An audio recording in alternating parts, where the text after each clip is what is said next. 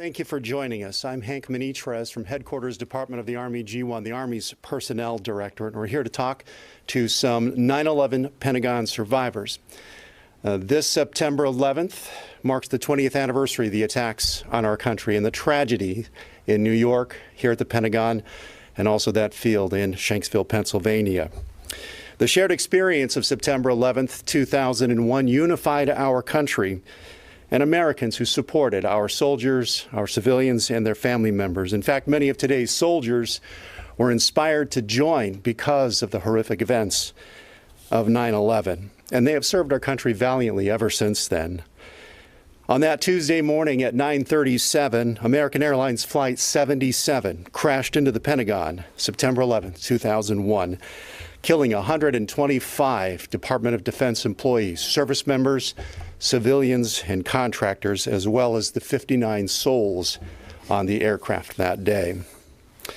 The Headquarters Department of the Army G1, which was back then known as the Deputy Chief of Staff for Personnel, or the DESPER, we lost 29 of our family members that day, including the Army G1 Lieutenant General Timothy Maude, his senior enlisted advisor, Sergeant Major Larry Strickland, and Master Sergeant retired Max Belkey, who was already in the history books as the last soldier to leave Vietnam.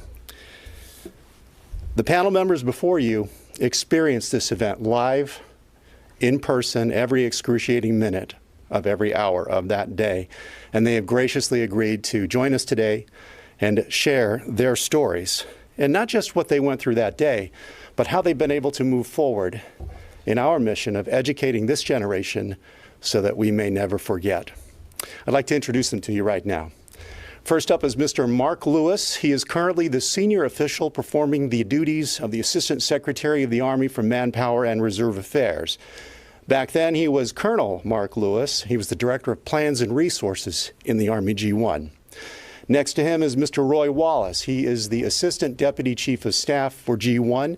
Back then, he was Colonel Roy Wallace. He was the Chief of Compensation and Entitlements for the Army G1 back in the day.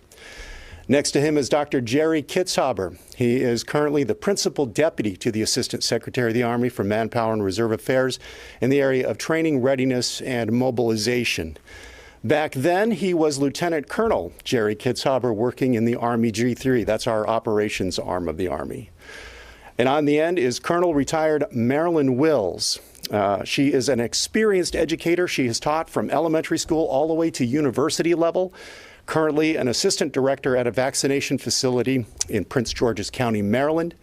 Back then, she was Lieutenant Colonel Marilyn Wills, one of our Congressional Affairs contact officers, our liaison between the Army Personnel Directorate and Capitol Hill. Now, before we get to the Q's and A's and their opening statements, just a couple of housekeeping rules. We're here for an hour. We may not go the entire hour, but in the interest of giving the folks on Zoom and on the phone an opportunity to ask questions along with those in the room, just ask that you limit yourself to one question and one follow-up. If there's time for follow-ups at the end, we'll go there. If not, I'll give you the cue that it's time for the last question, and we'll move on. For those on the phone, if you would just please remember to keep yourselves on mute until it's your turn to be called upon. Right now, I'd like to turn it over to the panel for their opening remarks, starting with Mr. Mark Lewis. Sir? Oh, thank you. Good morning, and thank you to my colleagues also seated here at the table. It's always good to be with them, as it was our colleagues who were the victims on that horrific attack on 9/11. And the remembrance of the victims in New York and Shanksville, Pennsylvania also. I personally want to give a shout out to the first responders who quickly came to help us in that hour, that first hour after the attack. So thank you, and thank you for keeping the memory of our colleagues, particularly here in the Pentagon, keeping their memory alive. I'm participating today in honor of our colleagues who perished that day on 9/11. You can never forget those that serve with you and then die in such a unprogrammed, unforecasted manner, vicious way that they did. Speaking about those specific people, the 29 that were mentioned before by Mr. Manitres here, that were in our sphere of influence in the Pentagon. They were military and civilian employees of the Department of Defense and your government, the United States of America. They were serving their country through service. They were supporting their families in a most honorable way. And of course, they earned their place in history following that day.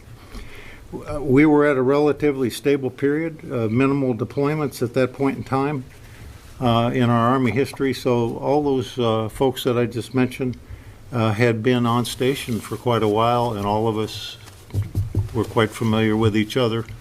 And so the memories are very vivid that we have them. It was no quick turnover going on the staff at that point in time. It was professional staff, and everybody had been interacting for some point in time. I mean, nobody had the imagination that we could been attacked like that. That's been said before.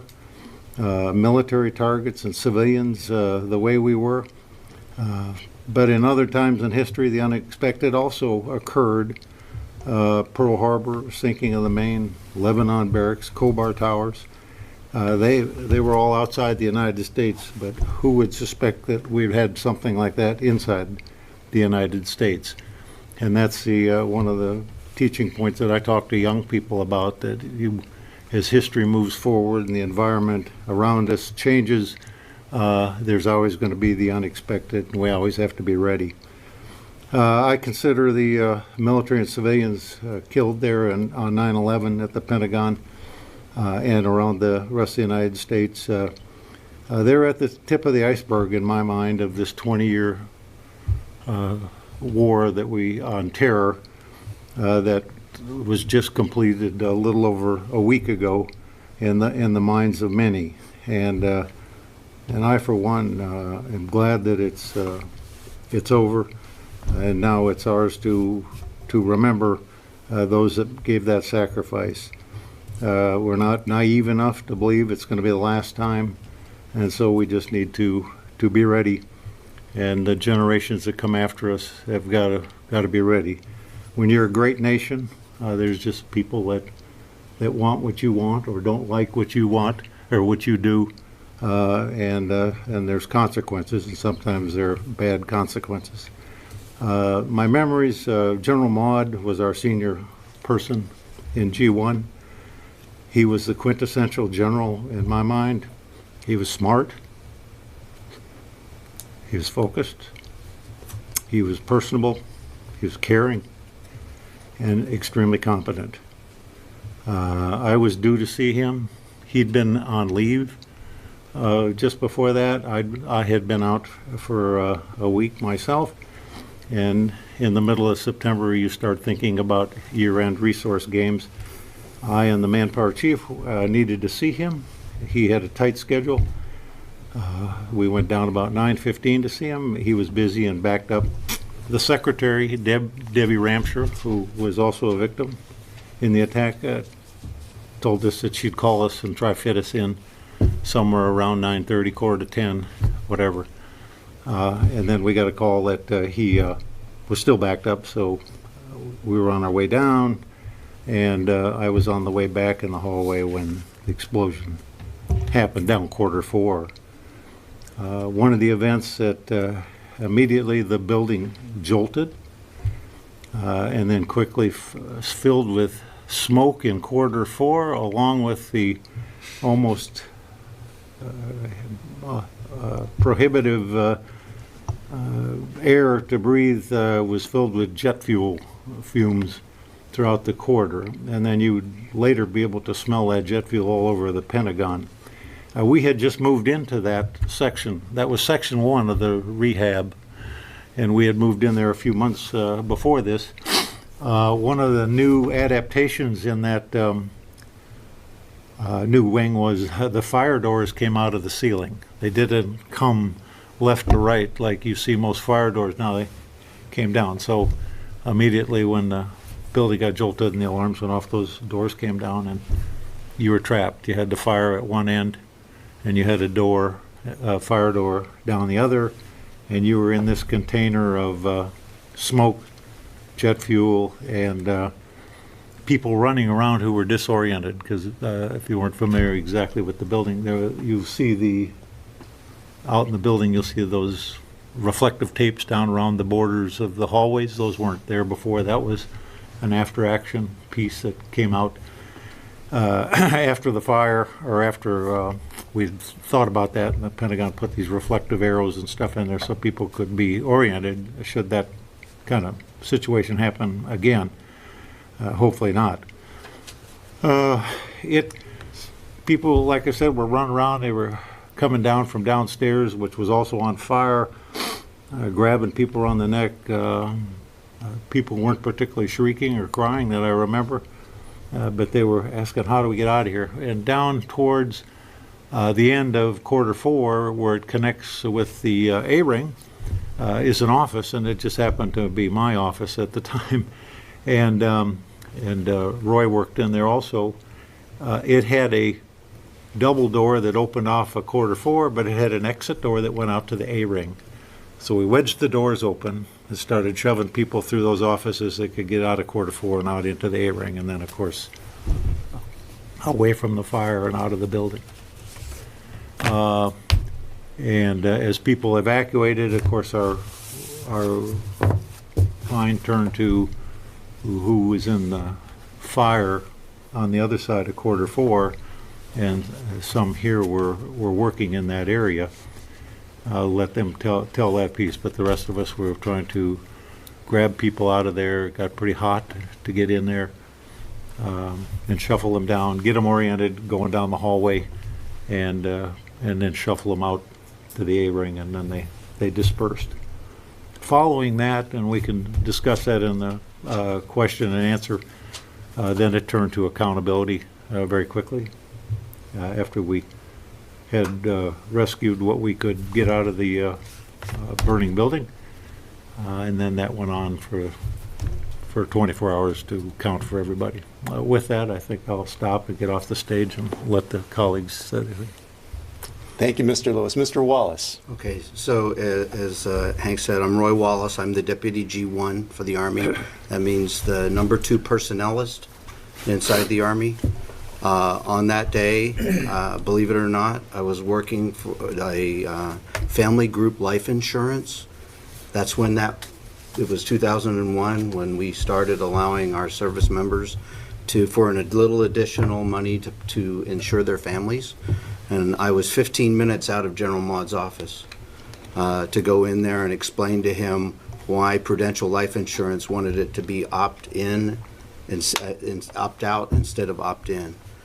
I'll give you one vignette so after we got shooed out of, I was in 2C453, which about 50 feet from the path of the plane as it slid through. I'm here, I believe, to tell the story of the 29 people that passed that day in the G1. I myself, after the oxygen got sucked out of what we called the cubicle farm, huge, the walls were C-ring and E-ring, so massive amount of oxygen, which fires obviously love. If you go back into that same area today, there's 4 walls in there. It breaks it up and gives people a lot more time. After we got everybody out, myself and 3 others were standing in the 4th corridor at the junction of the C-ring when out of that smoke and fire that Mark talked about came Lieutenant Colonel Brian Birdwell, and he fell right in front of us. We had no idea that he was as badly burned as he was. Our uniforms at that particular time were polyester, and if you've ever taken a match to polyester, you know that it turns into a molten glob. And he was wearing his polyester uniform, different, with it matted to him, and the 4 of us picked him up and we started for the A-ring. When we got to that A-ring, we ran into that fire door that Mark talked about. We had never seen it. Yeah. We didn't know how to operate it. It wasn't clearly marked. If you go see that fire door today, you will see that it has a nice fluorescent orange panel on it that you can hit it. It opens for 5 minutes and then shuts again. to allow you through. But we hit that door and didn't know what to do. Lieutenant Colonel Bill McKinnon grabbed his badge. Our badges operate the doors, and he swiped through the B ring and out into the A ring while we were carrying Brian Birdwell, where we were just happened to be met by triage nurses from De Lorenzo Clinic, which is our hospital off of Corridor 8, and they started treating him. If it wasn't for that, Brian would probably not be alive today. So after many surgeries, Brian Birdwell is now in Texas. He lives near San Antonio, which is the home of the Army's premier burn unit, and he ministers to burn victims there. He's also a member of the Texas State Legislature. So there are a lot of good things that came out of 9/11 and the horror that there was there, and I will stop there and turn it over to Jerry. Thank you. Again, my name is Jerry Kitzauber. I'm the Deputy for Training Readiness and Mobilization in ASA MNRA, Manpower and Reserve Affairs. On that day, I was in the working for the Collective Training Division in the Army. At the time, it was called DESOPS. Now it's called the G357. Arrived at work about 8 o'clock that morning, like just about every day after I went to the gym. I've been working on a project for General Webster, who was the Director of Training. And I was supposed to bring it down to him sometime that morning. He didn't have a set time. We were actually on the 3rd floor, 4th corridor, and General Webster's office was right next to the G3. The G3's office was right above the G1, which was hit. They lost 2 people in that office. That morning we'd learned about the plane crashes in New York, and so I called my wife to alert her to turn the TV on and just to see what was going on. And I was trying to get down to General Webster's office, but every time I seemed to get waylaid for one reason or another. And then as I was just about ready to leave, my phone rang, and it was my wife. And we talked for a second, and we were going to go out for dinner that night, and we decided to cancel because September 11th is my birthday. So we canceled that, and then she asked me if I was okay there. Am I safe in the Pentagon? And of course I said, well, sure, nothing happens here. Unfortunately, that wasn't true. But we only spoke for a few minutes, and I hung up the phone, and just as I turned around, the plane hit. And I was in the B ring, and there was a window right next to my office. So there's it's called the A&E drive that goes between the B and the C ring for maintenance and other vehicles. And the plane came through the C ring right beneath our office on the opposite side. And so there was rocks and debris, and I thought the windows were going to come in on top of us. Fortunately, they did not. But in any event, had I not received that call from my wife, I would have been on my way down to General Webster's office, and the plane struck that side of the building. It was between where I was and where General Webster's office was. So from there, we evacuated in a very orderly fashion. Nobody panicked, I think, as Mark mentioned. Got into the center courtyard, and we're doing accountability, looking around, and then I noticed some people in Air Force uniforms were standing in one spot looking at the ground. And I went over to see what they were looking at, and there was a piece of the airplane laying there in the center courtyard about the size of a turkey platter, and it had the stripes from the airplane. So we knew at that point that clearly we'd been hit by an airplane. And I asked one of my colleagues at the time, we stood there, and I said, well, there was 2 planes hit New York. We knew that much. I said, so where's the second one? He said, I don't know. And I said, well, you think waiting here is a good idea? And his eyes got huge, and he said, let's get out of here. So we attempted to go in the 8th corridor, and it was like a stampede of people coming out of the 8th corridor. And we're just sort of, at least I was expecting something else to happen. And that just didn't seem right to me. So we went back into the center courtyard, and at that point they were bringing some of the injured people out of the building. They were bleeding and burned, as Roy pointed out.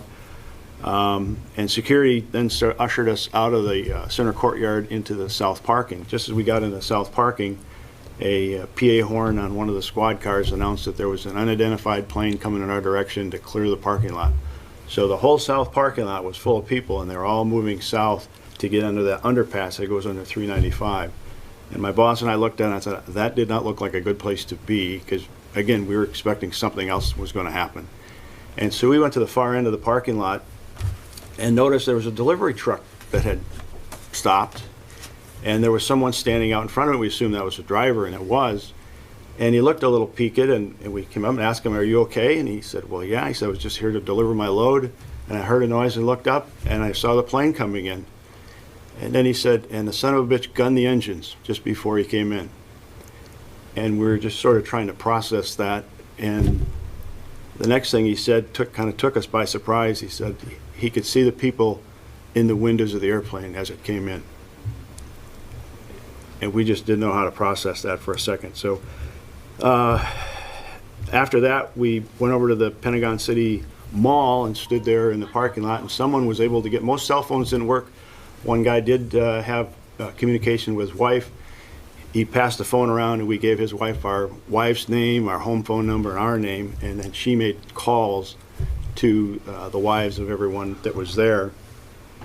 And right after that, the two F-16s flew over, piloted by Mark Sassville and Heather Penny. And at that point, I kind of sort of felt, okay, I don't think I have to worry about any more airplanes falling out of the sky, not knowing. In any event, I made it over to a friend's house. He fed me supper that night. He lived on Columbia Pike, which is right nearby. And about 5:30, he gave me a ride home. And my wife wasn't too worried until I showed her exactly where I was and what happened in the Pentagon, and then she got a little bit worried.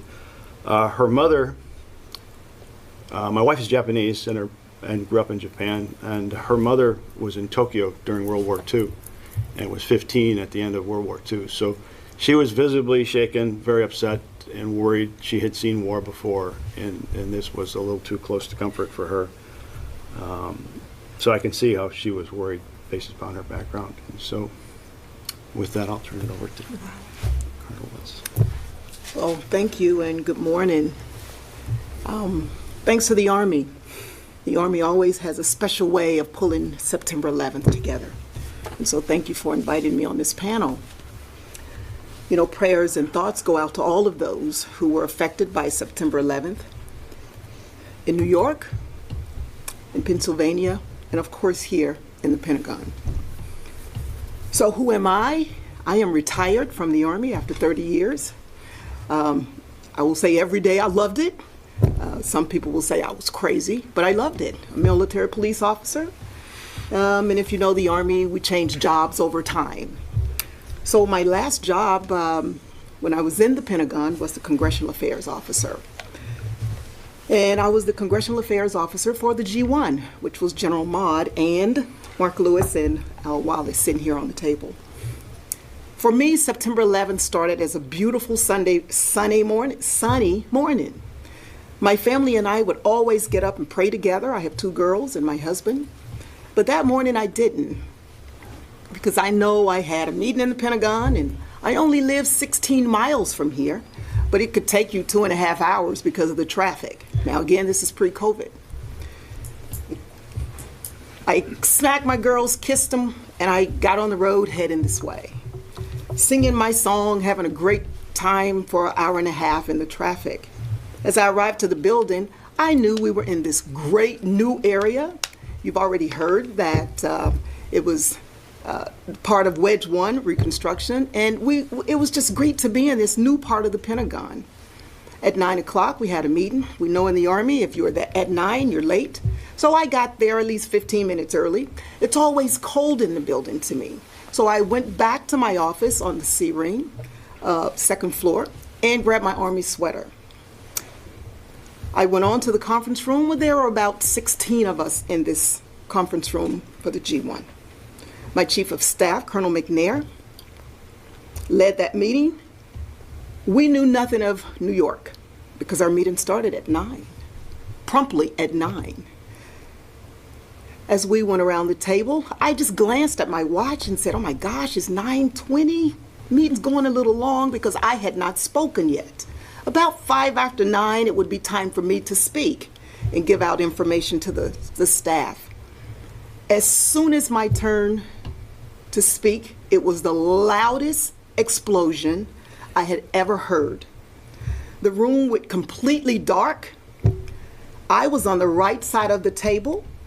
I was blown to the left side of the table, which would be closer to the inner E-ring. I knew there was a door in that room, not the door that I entered, but I knew there was a door on the E-hallway. So I crawled to that door, and I grabbed the handle but pulled my hand back because that door was so hot. Then I crawled back across the room to go out of the door that I had entered, not knowing that there were people behind me. As I crawled, someone grabbed a hold of my belt, and I asked, "Who is this? Talk to me, who is this?" And she said her name. Her name was Lois Stevens. And I told Lois, "Hold on to me, I have you, don't let me go. Where I go, you go, hold on to me." So I knew it wasn't about Marilyn. I continued to crawl, and we crawled out of the conference room to the left. Now we know had we crawled to the right, I wouldn't be sitting here, because that's the image you see when you see the Pentagon and it's completely destroyed. We crawled to the left through this Dilbert form that you've heard mentioned on the table. I crawled under cubicles. We could not see anything. I could not see my hand if I put it on my nose and I know it's there. And I continued to talk to Lois to encourage her, to say, "You're going to be okay. We're going to get out of here." Lois tugged at me and she said she couldn't go any further. She had nylons on and her stockings were melting to her legs. She said, "Colonel, I can't go any further." And I said, "Oh, yes, you can. Just get on my back. I'll carry you. I'll carry you, Lois." When we stopped, there were 3 other people behind Lois. Regina Grant was on this crawl with me. We continued to crawl on. Lois stopped me again and said, "Colonel, I can't breathe." I had my Black Army sweater. Thank God I went back to get it. And I started sucking on my sweater. And I passed it to Lois to say, "Here, suck on the sweater." And she sucked on the sweater. And I called for Regina. She wasn't there. That was devastating. We continued to crawl. I can't tell you how long, but I knew there was a window on that C-ring. So I continued to crawl to that C-ring window. We got to the window. As we all know, the windows are bomb blast proof. But there was a soldier standing to my right. Because the window, we could see a bit out of it. It was cloudy, but I could see this soldier to my right. We knew there was a printer there. So we said, "Grab the printer and throw it in the window." It wouldn't break. The printer fell into my lap on my thighs. I continued to say, "We're going to make it. Try it again." Colonel McNair said, "Well, let's kick the frame." So the soldier, myself, Colonel McNair, started to pound on the frame of this window. It popped small enough for a child to get through it. We continued to pound on it, and the frame popped open. The smoke just bellowed out of the window. Specialist Petrovich was burned pretty bad, so we lowered him out of the window. There was a Navy captain standing at the bottom, Craig Powell. He said, "Jump, I'll catch you." So he caught Petrovich. We lowered Lois Stevens out of the window. He caught Lois. We lowered Miss Day out of the window. She looked me dead in the eyes and said, "Colonel, I can't let go." So I peeled her fingers from my hand. As she fell, she was well in her arms and legs, and unfortunately, she injured Captain Powell, Craig Powell. So in her fall, he fell as well. So Colonel McNair and I sit in the window, and I told him, "Sir, if we're quiet, maybe we'll hear someone." So we sat in the window. We heard no one. I knew Regina was in that room. So I told him, "Sir, let's try to go back. Let's go back." Colonel McNair said, "I'll go back." So he turned to go back. And as I looked for him, I continued to say, "Sir, can you hear me? Can you hear me? Talk to me." He couldn't have been 10 feet from me. He turned and came back. He said, "Marilyn, we can't do it." I said, if we yell and scream, maybe they'll hear our voice and they'll come to us. We yelled and screamed, no one came. Colonel McNair at that point said, Colonel, you will get out of this window right now. The only decision in the Army I did not want to obey.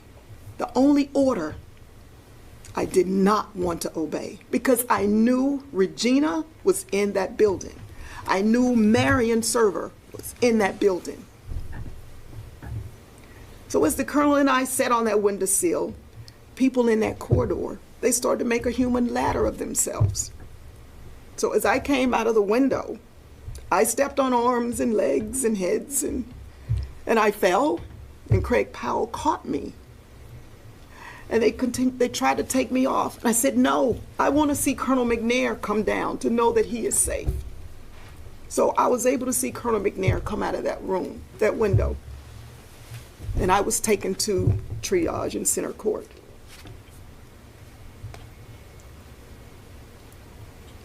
But we lost so many that day, my friends. The young man who sat in my chair, Marion Server. You know, she had a daughter who was getting ready to go to college. And the relationship she had with her daughter is the relationship I wanted to have with my girls. So I think of her often, and I think of her daughter. Think of all of those who we lost. Injuries and medals and all of those things. The injuries happen. The medals are not something that you want to be recognized for.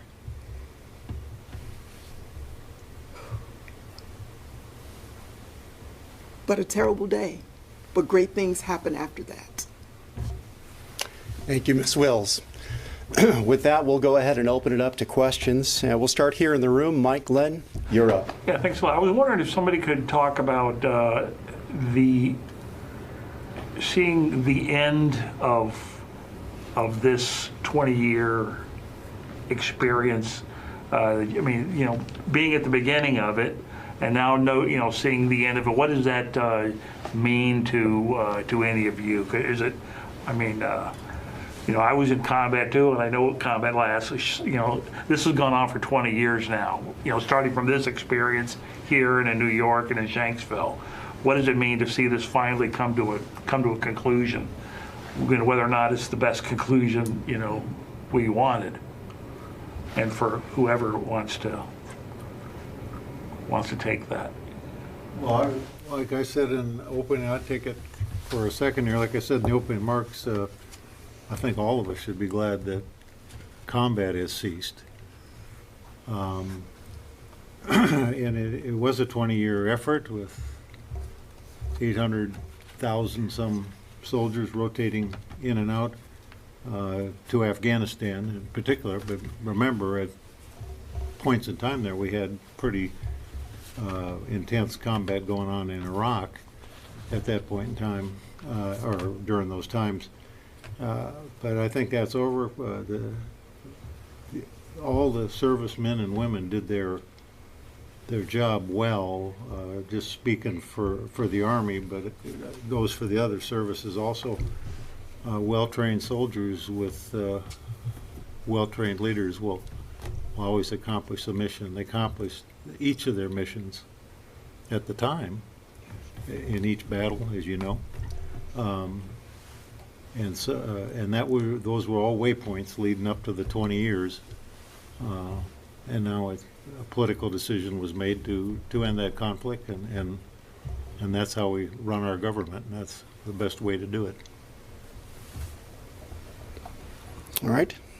Ms. Watson, CBS. So I wonder if each of you could tell me when you learned it was a terrorist attack and what that feeling brought, I guess.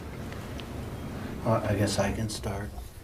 So, I wasn't watching the TV. I had a TV in my office, and there were 3 people in my office watching the TV with the World Trade Center. And after all the things, it finally hit me when the Pentagon police force forced us out of the building. They forced me out on through the E-ring onto where the plane had struck the building. And you could see the debris because the plane, terrible pilot, by the way, the plane clipped a bunch of the big light poles there by Interstate 29, and there was actual debris on the outside of the building there where the strike was. And at that point, it was pretty obvious what really had happened. But before that, while we were doing escape and evasion, at 24 years of service, which I thought I would never do ever again,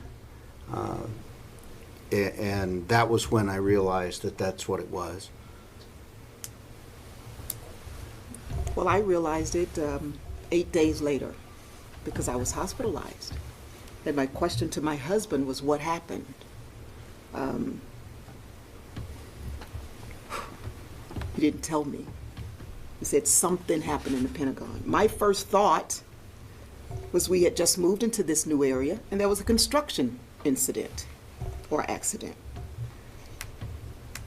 So when I returned to the Pentagon, the G1 had a large meeting over at the Hoffman building, the old Hoffman building. And that's when I was told that there was a terrorist attack. I was angry. I think I heard someone say, had those people been in front of me, it wouldn't have been very nice. I just wanted to hurt someone. Who would do this to us? That was my feeling. And I think, like most Americans, we wanted revenge. Would you come to our country and do this to the seat, the Pentagon? Yeah.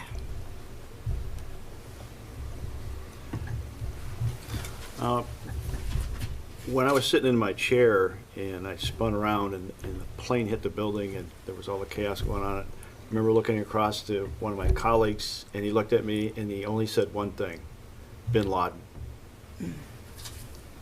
And it was just that quick that they put two and two together and that was it. Now, we didn't have anything to confirm it, but that was the first reaction from him. You've been threatened before. So. Yes, yes. I remember, obviously, I'm old enough to remember it. I remember it. This was at a time, the Gulf War had been over, Soviet Union collapsed, we were friends with everybody, seemingly. It was a beautiful day, both in New York and DC. Everyone, what was it like, and for y'all,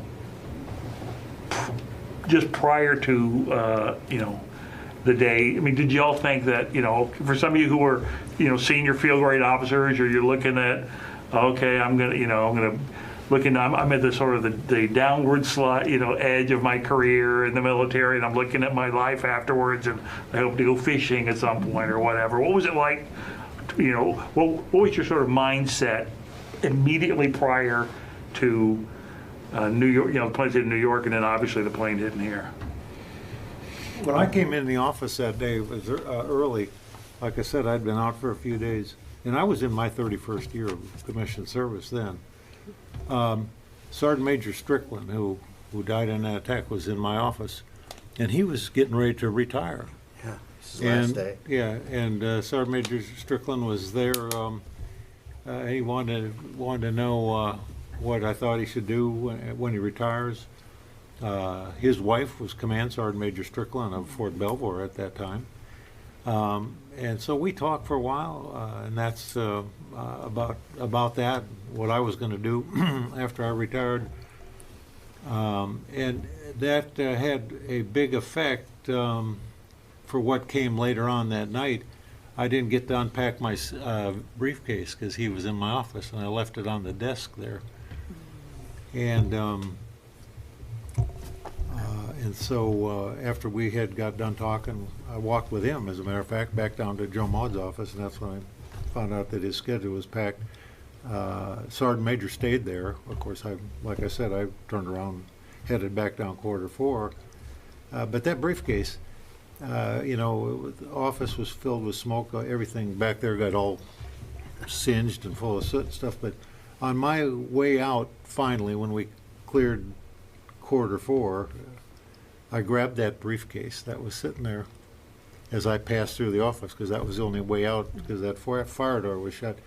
Inside that briefcase was the social roster for DSPER that I always took when I was home, because I get calls in the middle of the night for this, that, and other thing. And so I grabbed that, and then outside the building, there where Roy was saying, through the hole in the side of the building, people run over, try to litter people into ambulances and stuff. I had that briefcase. I set it there. We lifted litters for a while. And then I grabbed, people were running up the highways in every one direction. I happened to find 2 or 3 people that work for me there in the operations section. Grabbed them, not so fast, fellas. And we moved to the engineer trailers out in North Parking. The engineers had their headquarters out there as they were The renovation. renovating the building here. And I had that roster, and we started going down that thing. We knew Marilyn had been taken to the hospital, and a couple others. And we knew approximately where people were and what they were doing during that day. So by 2 o'clock in the morning, I called the vice chief of staff, and we had it down to within 2 or 3 people accounted for. Could never have done it without that roster in a briefcase there. But, and outside there, I would say people were running up and down the freeways just trying to get away. And the thing that Jerry brought up, there's another airplane coming in. That rumor circulated a couple times that I remembered. People, get out of here, another airplane's coming in.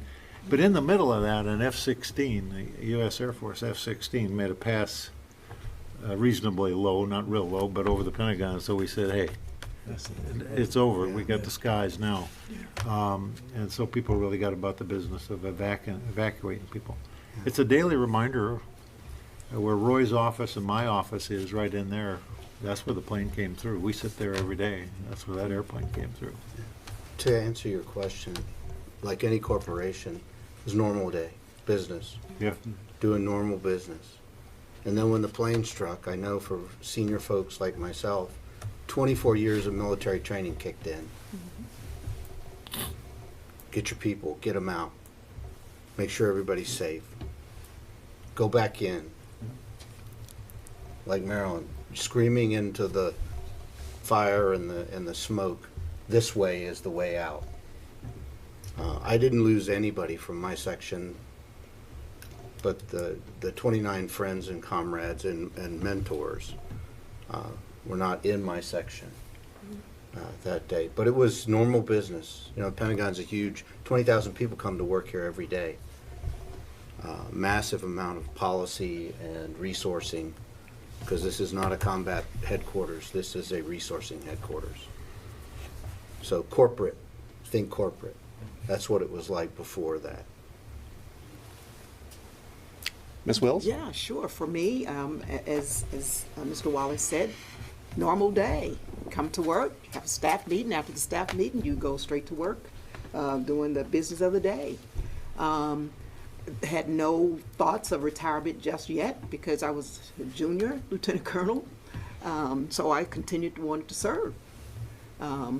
My husband had already retired, so he was there to take care of the girls, and just a beautiful, normal day coming to work at the Pentagon. Dr. Kitzhaber, any thoughts on Yeah, that? like I said, it was a beautiful day. Came in, I went for a run down the Washington Mall, and growing up on a dairy farm in Wisconsin, I never envisioned myself being in Washington, D.C., let alone working here or in the Pentagon. So I was just sort of enamored by the sights and the sounds of Washington, D.C. that morning. Got to my office another day. As Roy said, it's a corporate headquarters. We were working policy. I was working with General Webster on some policy issues. Everything was normal up until about 9 o'clock. All right. Well, let's go to the phones now. We have several outlets waiting to ask their question. We'll go to NBC Universal and Amanda Macias. Are you on the line with us? Hi there, can you hear me? Yes, we can hear you fine. What's your question? Thank you so much for telling your stories. I wanted to ask if you could talk about what it was like returning to the building post the attack, and also have any of you had any family members to serve in the wars post 9/11? Thanks so much. I'll start. So I'll take your last question first. I'm an Army brat, and I don't know if you all know what that is, but that's a dependent of a service member. My dad spent 30 years in the Army. Army brats go one of two ways. There is no middle ground. They either want to serve or they don't. None of my three decided to serve. Let's see, the first part was? Your return. Could you ask your first, the return. So my office was in the C ring. After they finished cleaning up the B ring, I got moved back into the B ring. For those of you that know Washington, D.C., from my office window, I could see the Lee Custis Mansion on the top of Arlington National Cemetery from the B ring, which is 2/3 of the way through the building, because they had torn the building all the way down to its foundation, that part of the wedge, and they built it back over the next year. A really amazing thing. I got to watch them rebuild it through my window. As those of you that know, the Pentagon is a national historical building. Everything must be the same as it was when it was built back in 1940s. The exterior is limestone. It was quarried in Indiana. The stone that sits on the outside of the new building there is quarried from the same quarry from 1940s. They cut the stone, the new stone. It was smooth as a baby's behind. If you've ever touched the outside of this building, you know it's rough as a corn cob. So they actually went back into their facilities and they found some saw blades from the 1940s, 1950s, and they put them on their machines and they cut the exterior of this building that you see today. And it's real hard to see where the new starts and the old ends. The gutters are copper. They had to find coppersmiths to do that. The roof is slate. They had to find someone that knew how to lay a massive slate roof. But they built it back, and then a year later, we had a celebration out there on that side of the building with the jumbotrons and everything else there. You may have seen pictures of that. But coming back in, for me, wasn't hard. But I can tell you for some of the people, our security, John Yates, our security manager, didn't come back for years. I had two ladies that worked for me that could not enter the building again. They couldn't cope with what had happened that day. So it was different for everybody, based on your background and your experiences. Whereas for me, having been hospitalized for a while, the Army gave me several days off and I came back to work. But I could only come back for half a days when I initially came back. When I came back, the worst thing of all was the smell. Yep. You could smell the fumes, you could smell burning bodies, you could smell the burning wires, you could smell all of it. That was the worst for me. You would walk, for me, I'd walk down the hallways and I would think that I saw a ghost because I knew I saw Marion. I knew I saw General Maude. I knew I saw these people. So the psychological part of it was very difficult. But I knew I had to come back because had I not come back, my life wouldn't be as it is today. It was difficult when I would go sit in the new general's office and they had opened up the flight plan to fly back over the Pentagon again. As I'm sitting in a meeting, I'm watching these planes go by. Just put that in your perspective. I couldn't sit there. So the general understood. General Lamont understood. But eventually I got there because I knew I had to continue to serve. Did anyone in my family serve after that? I'm like, Mr. Wallace, no, my daughter said absolutely not. But I did have relatives and cousins who did go in and serve after 9/11. Dr. Kitzhaber? We returned to the building a few days afterwards just to retrieve our belongings. One of the things that was still on my desk was the letter signed by General Kensinger wishing me a happy birthday, covered with soot, and so I kept that till today. We retrieved everything we could. They gave us 5 minutes to grab everything you can and leave, and so we did, and we were put in an office out in Chantilly. We worked there till about Christmas time, and then they brought us back in the building. And again, we were on the B ring right above Roy, where he could look out and see all the way up to the hill to Arlington. So that was my recollections of coming back to the building. I didn't have a problem coming back into the building, but you can't not think about it when you do come in the building. It's with you, and it's always with you, and it never leaves. Other family members, I have a younger brother that's deployed twice. My cousin's son joined and deployed, and fortunately was a casualty to PTSD and TBI after the fact. Mr. Lewis, sir? Yeah, we could only come back for the next couple days, and that, or those days in Section 1 there, Wedge 1, because it was a crime scene, and you had to be escorted in and out by the FBI or some representative there. So we tried to get in, get some of our files and stuff, because one of the remarkable things that happened right after that, we transitioned to war immediately.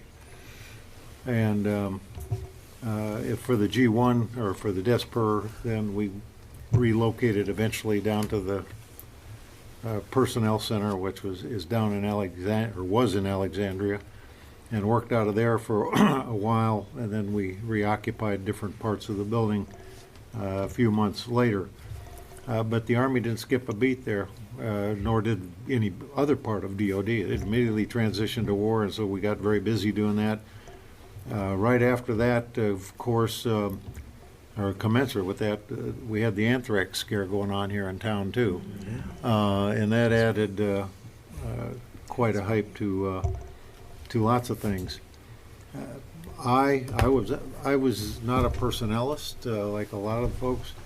I was a combat infantryman serving in G1, and so I'd run into these things a couple times. Both my parents were commissioned officers during World War II.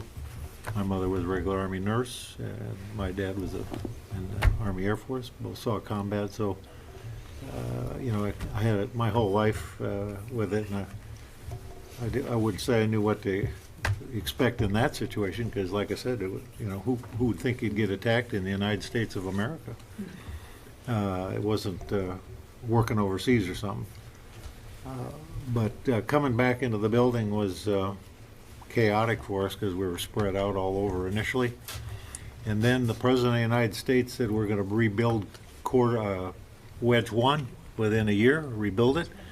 And as soon as that was built, they relocated us right back into where we were. It's a little bit different configuration, but same people, the Manpower Reserve Affairs Assistant Secretary and Army G1 people moved back in there. Yeah, they did have some of us come in before we reoccupied.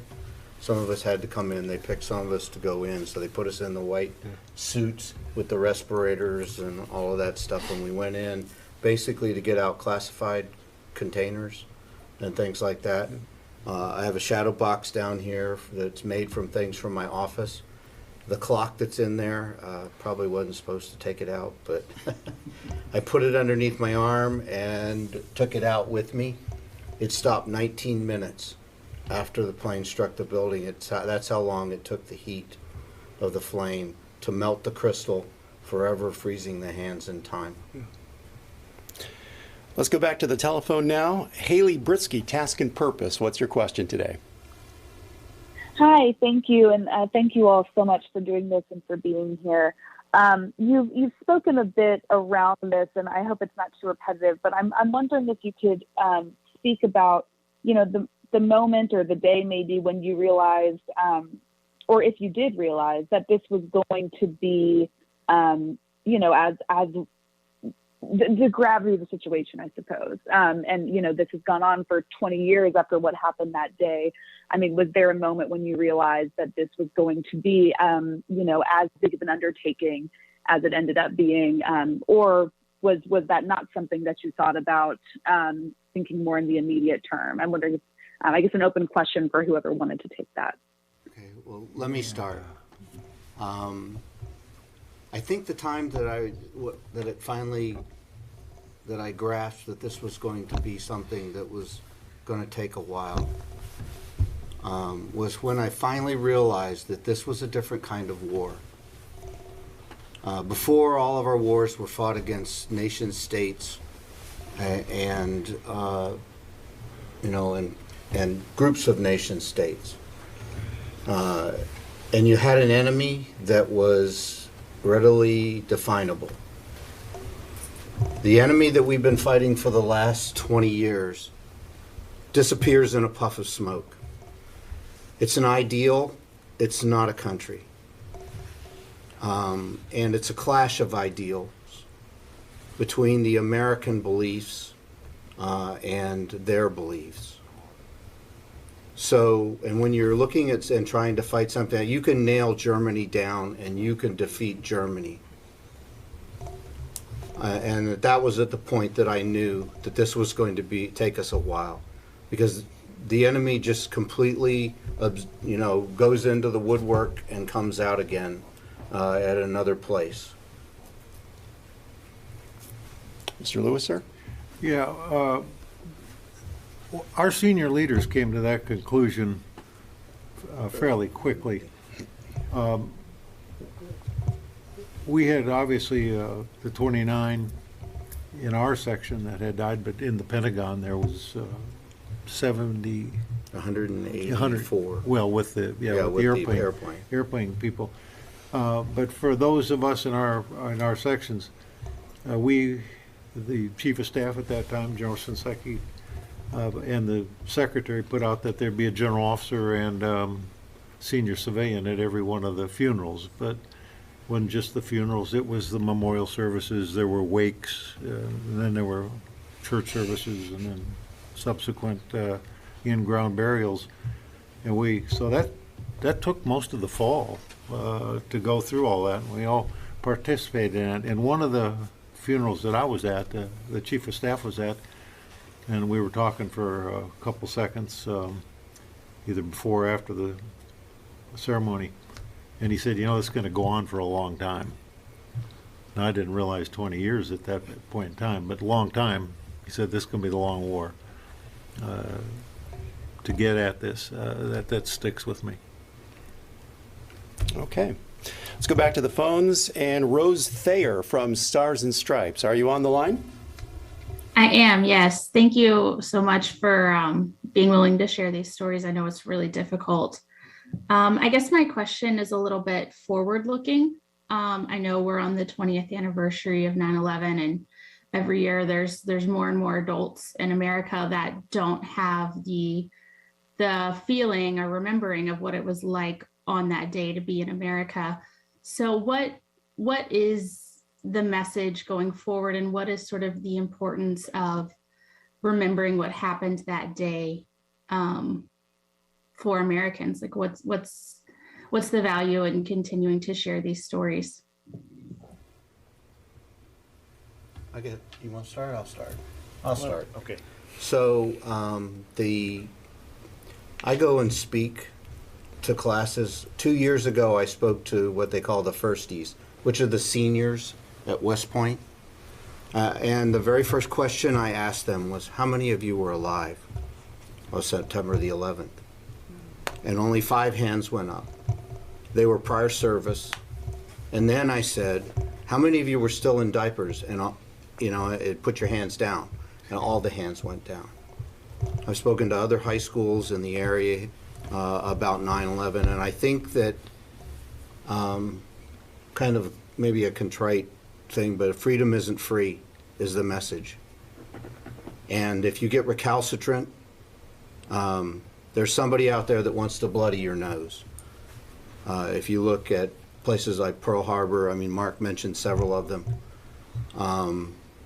If you aren't a student of history, there's a wise man that said you're doomed to repeat it. So keeping at least the message, but I think the real message is the resilience that came out of it, not the actual act itself, the acts, the 3 acts itself. It's the resilience of the American public. Every single overpass in this city had an American flag hanging from it for months after 9/11. And that was the way all across the nation. I went to talk to, in the hometown in Texas, to the high school there, American flags everywhere. It was a galvanizing event that happened. And a lot of good things came out of it in the end. I think that's the message, the resiliency of the American people themselves, and that we shouldn't forget these type of things. Dr. Kitzhaber, you had a thought? I guess I'd echo what he said. You know, if we don't study history, we're destined to repeat it. And I think it's just important that we're assembled here today to remember those who didn't survive, because we owe it to them to educate the rest of America as to what can happen when you become complacent. And like Troy said, freedom isn't free. We have to guard it every day and watch for areas that we're missing. Well said. WTOP, are you on the line with a question? I'll take that as a no. All right, we have just a couple of minutes for one final question. Anyone in the room or on the phone, it's yours. All right, thank you all very much. I want to thank our panelists today for sharing their stories with us, impactful, meaningful. And again, the goal today really just to continue the education of the American public of the importance of service, sacrifice, freedom isn't free. And that's what we all stand here for. Anyone who's raised their right hand and uttered that oath, that is what we stand for and what the American public, we hope, understands about us and the importance of it as we observe the 20th anniversary of 9/11 here at the Pentagon. Thank you all so much for tuning in. Thank you all so much for attending.